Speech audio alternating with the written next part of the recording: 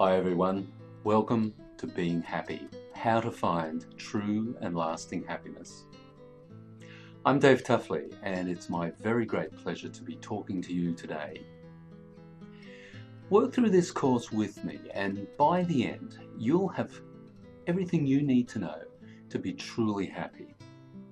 How can I say this? Well, simply because you'll be following in the footsteps of many people who've gone before you. At the time of making this course, the ebook has been downloaded more than 500,000 times across iTunes and Kindle. This course is a new and improved version of that ebook. So what is true happiness? Well, true happiness or lasting happiness can really only be achieved through a process known as self-actualization or self-realization as it's sometimes called. This is a natural state and it's within the reach of everyone, all human beings. If you're human, it's possible for you to become self-actualized. It comes from having satisfied all of your human needs. This is the kind of happiness that can't really be obtained through having things or the getting of things. The fleeting gratification in having things, receiving things, is not really true happiness. That is an illusion which is created by our global consumer society and possibly by human nature.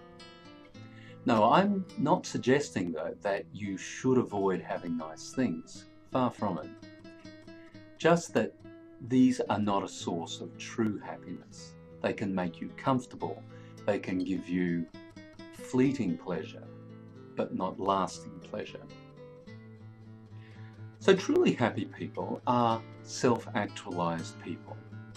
And it's called this because these people are a much fuller expression of their unique human potential than other non-self-actualized, or SA for convenience, non-SA people. The state of being self-actualized has been called many things. It's been called enlightenment or awakening. Those are just two of them. But while you can't order happiness on demand, you can certainly create the right conditions in your life, in yourself, for self-actualization to occur. This course describes what those conditions are, how you can create them in your life, how you can emulate the behavior and mindset of self-actualized people. If you do this, you will gradually morph into and become that self-actualized person. The course gives you outlines for you how you might go about creating these conditions. Then the rest is up to you. Now it is going to be a gradual transformation. Nothing will happen overnight, but you may well start to see some changes very quickly. We're talking about slow incremental change here, the kind of change that goes on from day to day, week to week, month to month, for the rest of your life. It's a journey, it's a process. So where did this idea of self-actualization come from? Well, the humanistic psychologist Abraham Maslow is well known for his ideas on a hierarchy of human needs. Maslow saw that basic needs must be satisfied before higher order needs can even be felt, before you even become aware that you have such needs. So the hierarchy is represented as a pyramid, with the basic needs at the pyramid's broad base and with self-actualization at the apex. Self-actualized people have found a way to satisfy all of their lower order needs and have created a kind of conscious awareness of their highest self, and as they grow towards this. they allow this awareness to express itself more and more fully within their lives. The achievement of self-actualization was recognized by Maslow as being a human need. So in a sense, it's everyone's birthright to be happy. It's something that happens to us in a natural way once we satisfy those lower order needs. So the need for self-actualization asserts itself once we've satisfied those lower order needs for food, shelter, sex, then the middle order needs for safety and security, then the higher middle order needs for love and belonging. Above these is the higher order need for self-esteem.